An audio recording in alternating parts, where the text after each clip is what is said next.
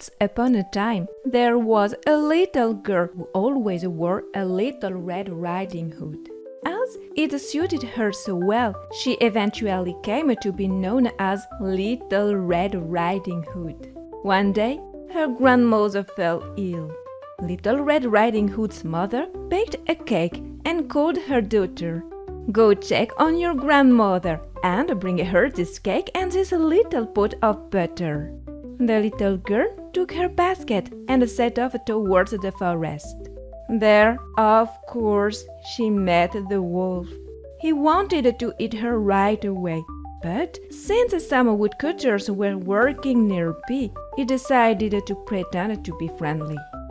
"So, Little Red Riding Hood, where are you going in such a hurry?" he asked. "I'm going to see my grandmother who is sick," replied the little girl. "And where does she live, this grandmother of yours?" asked the wolf again. "On the other side of the mill, you can see over there," explained the little girl.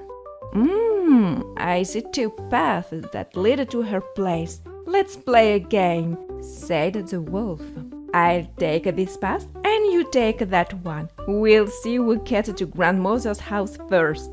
Little Red Riding Hood didn't have time to respond before the wolf had already taken off. Along the way, she played with butterflies, gathered hazelnuts, and made a bouquet of flowers. As for the wolf, who had chosen the shortest path, he ran as fast as he could to grandmother's house. Once he arrived, he knocked on the door. "Who is it?" asked grandmother.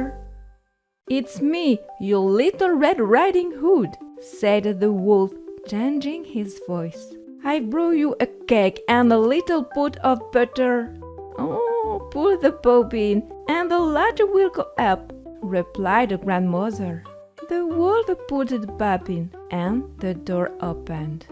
He immediately spotted grandmother lying on her bed and threw himself upon her, swallowing her whole. A few moments later, the wolf realized he was still very hungry. Her grandmother doesn't really fill the stomach of a hungry wolf. Then he had an idea. Little Red Riding Hood would be arriving soon, and he would be there to greet her. He put on grandmother's clothes and waited. Soon there was a knock at the door. "Who is it?" asked the wolf in a trembling voice. "It's me, your Little Red Riding Hood." "Pull the bobbin and the latch will go up," he replied. As the Little Red Riding Hood entered, the wolf hid under the covers. "Put down your basket and come join me," he said. When she lay down on the bed, the little girl was quite surprised. "But, grandmother, what big arms you have!" "All the better to hug you with, my dear." "But, grandmother, what big legs you have!" "All the better to run with, my dear."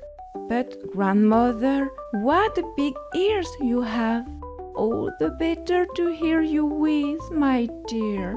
"But, grandmother, what big eyes you have!" "All the better to see you with, my dear." "But, grandmother, what big teeth you have!" "All the better to eat you with, my dear." At these words, the wolf sprang upon Little Red Riding Hood, devoured her, and, satisfied, fell asleep. A hunter passing by heard loud snores. "What's going on with grandmother to be snoring like that?" he wondered. Intrigued, he entered the house. When he saw the wolf lying there, the hunter understood everything. Thinking there might still be something to do, he took large scissors and cut open the wolf's belly. Grandmother and the little girl emerged safe and sound. Little Red Riding Hood, still trembling with fear, then promised never to speak to a wolf again, even if he pretended to be friendly.